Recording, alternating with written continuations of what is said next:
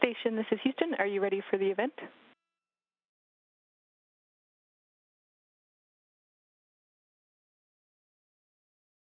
NPR, this is Mission Control Houston. Please call station for a voice check. Control Houston, please call station for a voice check. Gina Barber with NPR Shortwave podcast. How do you hear me? Shortwave podcast. How do you hear me? Hi, Regina. I've got you now. I've got you loud and clear. How me? Yeah, you sound great. I hear some of myself echo back a little. I hear some of myself echo back though, a little. Oh, I hate when that happens.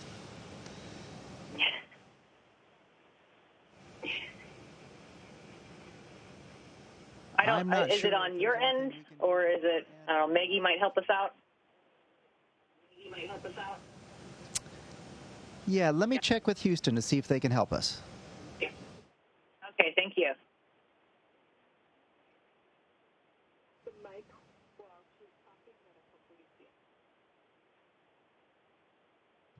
Okay, Regina, it might have been my fault. Go ahead and give it a try now.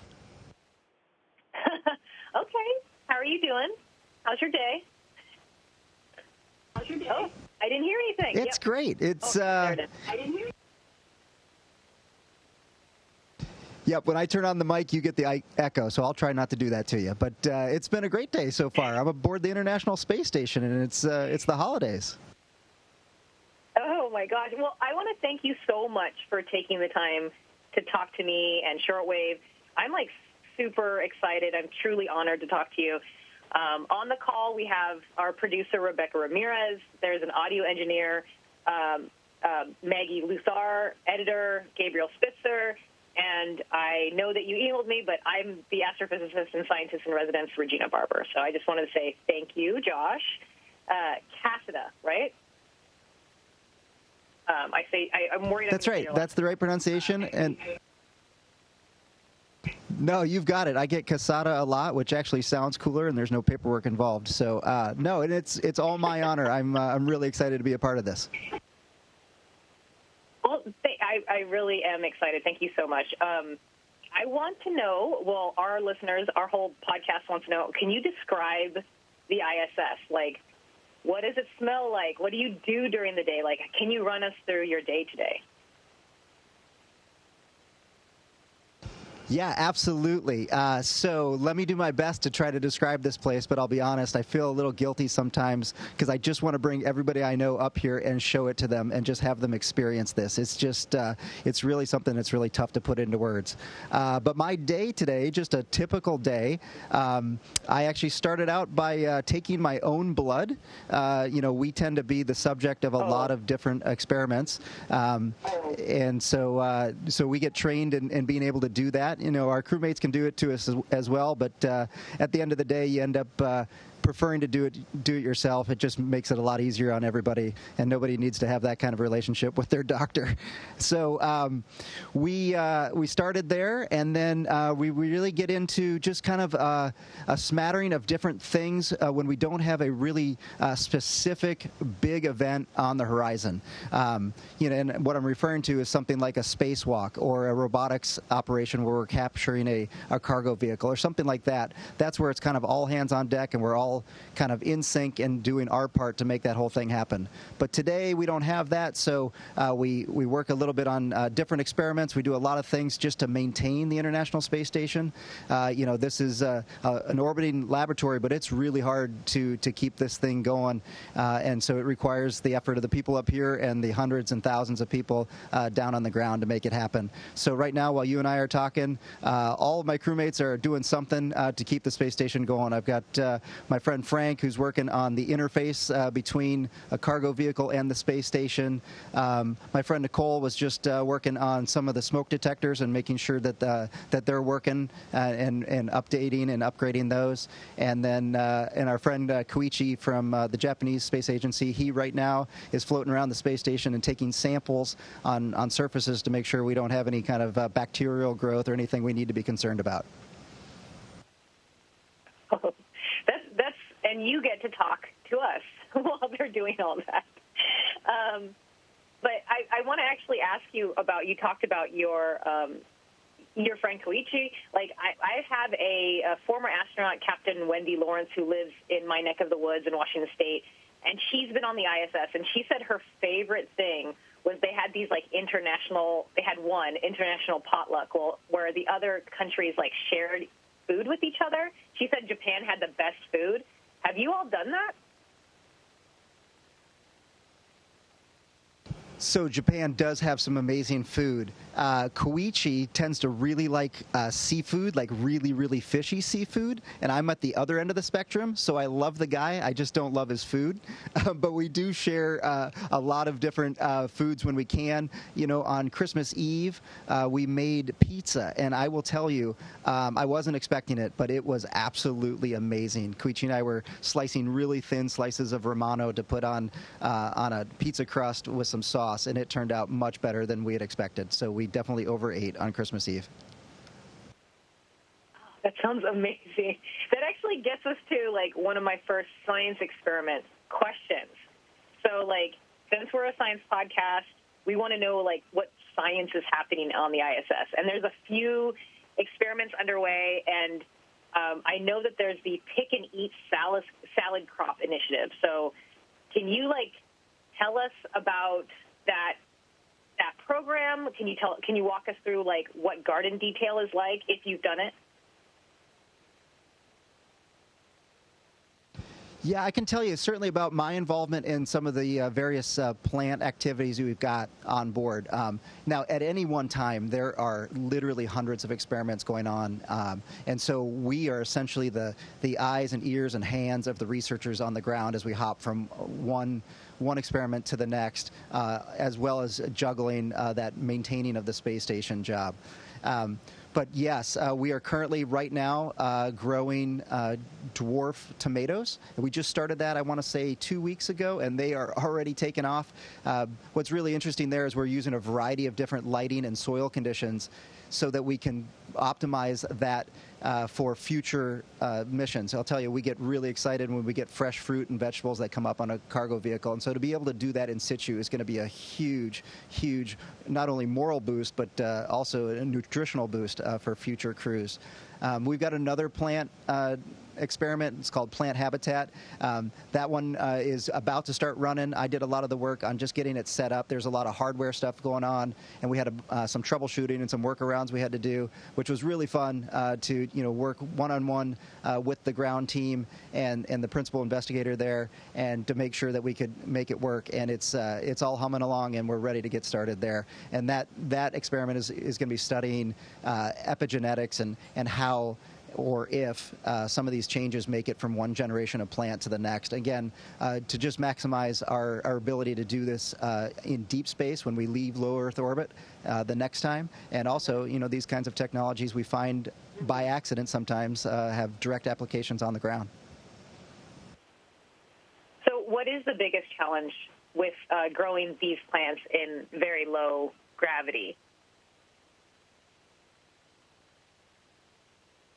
The first time I took these out and essentially started the process, they come up in pillows of different kinds of soil, and I think it's containing that soil. It doesn't take much to have just a little bit of a hole there, and then the soil starts coming out, and so I had to be a little bit proactive on making sure that stuff didn't get all over the cabin.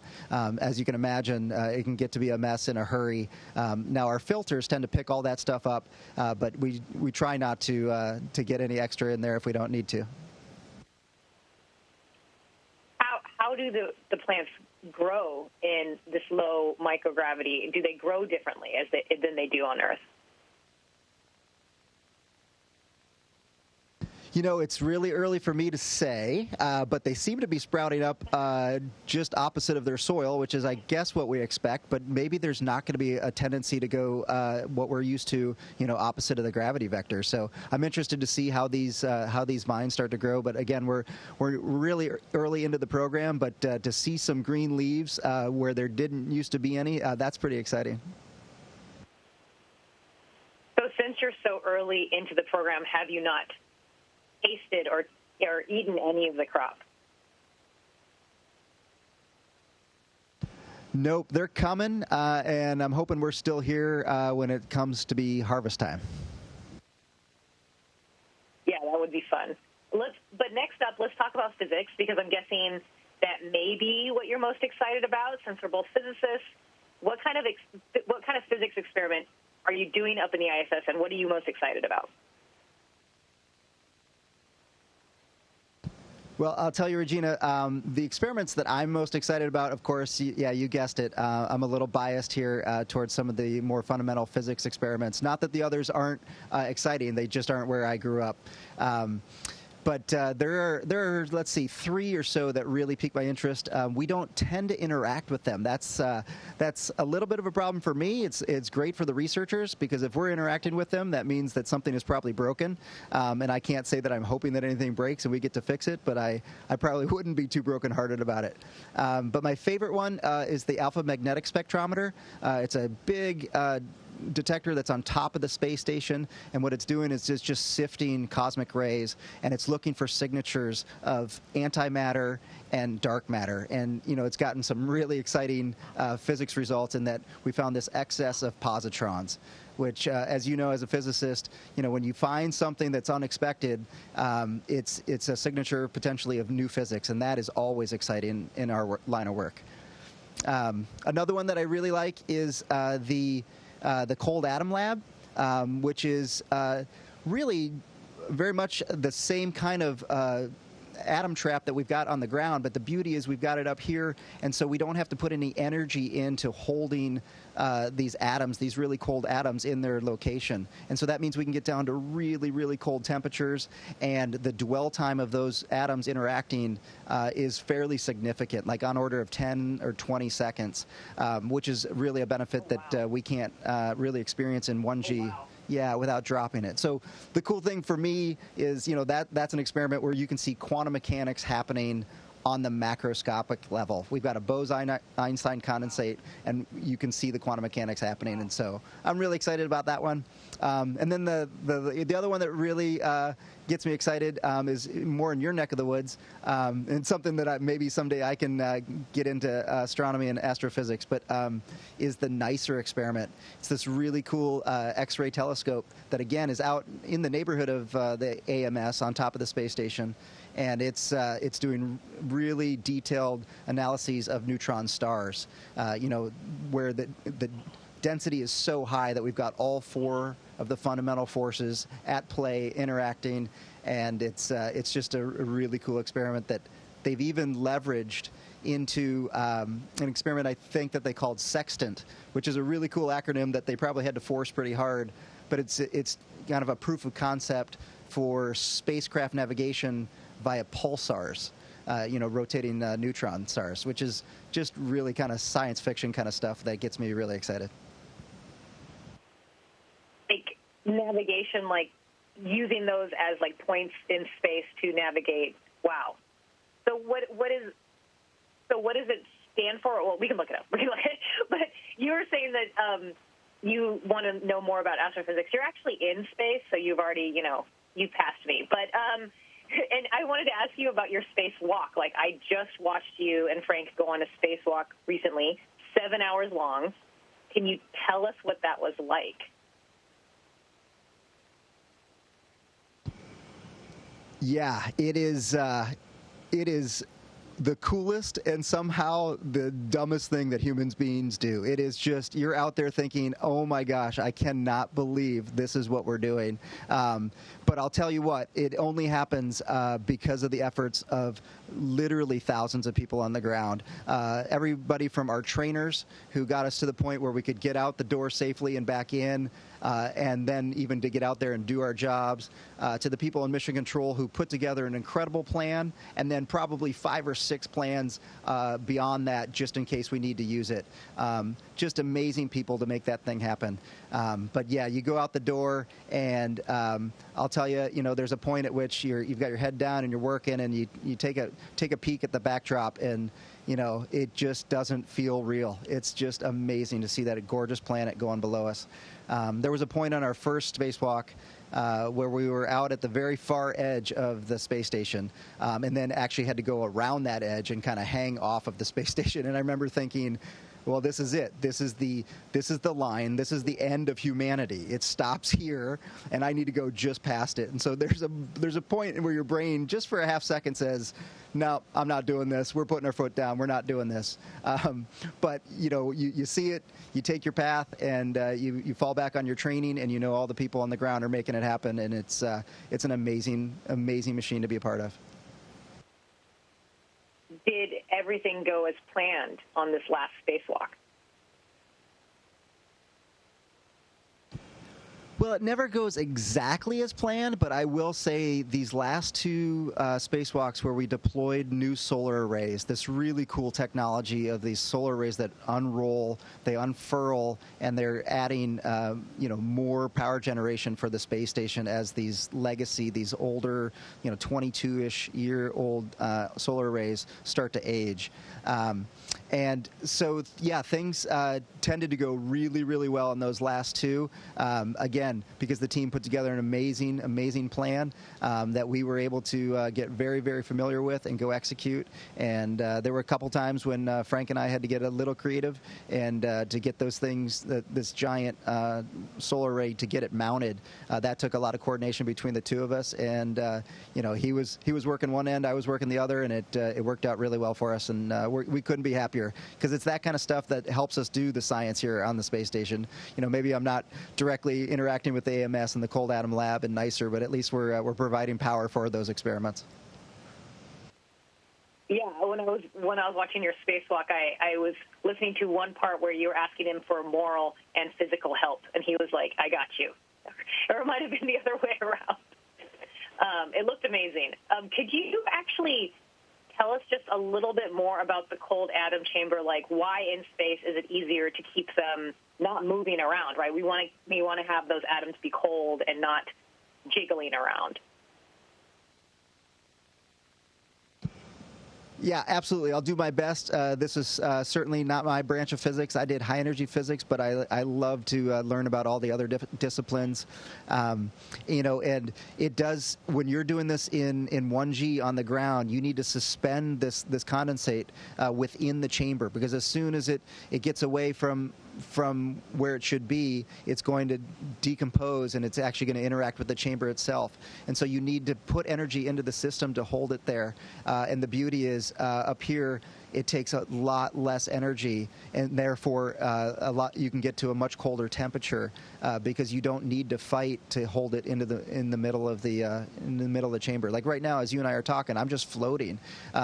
This is why we end up having to work out 2.5 hours a day. We're incredibly lazy the other 21.5 hours of the day because we don't have to do a lot. I'm not stressing my muscles. I'm not stressing my bones. If I forget something in another module, it's not like at home where you forget something and you think, oh man, I don't want to go back upstairs. Up here, it takes barely a push of the finger and you're in another module. So that ability to just exist without having to put energy in the system is how we get to such low temperatures on the Cold Atom Lab. That's great. I like the visual. I mean, I'm sad I can't see you now. I'll see you probably recording later of you floating. But I wanted to ask you one last question before we say goodbye, and thank you for talking to us, actually. What are you most looking forward to in the new year while you're aboard the ISS?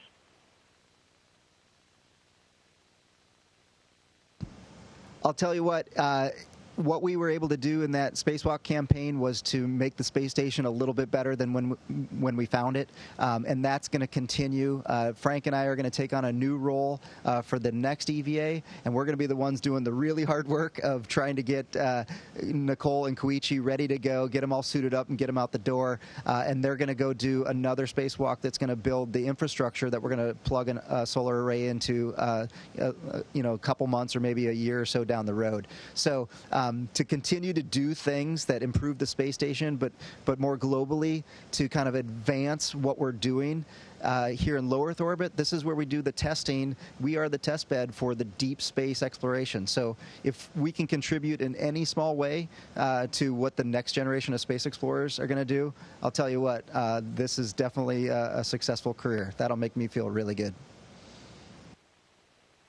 That's a amazing.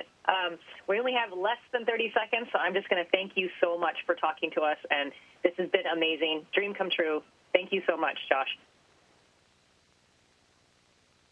Regina, the thanks are all mine, and again, I love listening to Shortwave. I did a 30-minute bike today, and I got through the episode that you recommended, and you guys did a great job. I really enjoyed that. I was actually telling everybody at lunch about what I learned. Oh, you made my day. I'm going to tell Emily Kwong that. Thank you so much. This has been amazing. Station, this is Houston ACR, and that concludes our event. Thank you to all participants from NPR's Shortwave podcast. Station, we are now resuming our operational audio communications.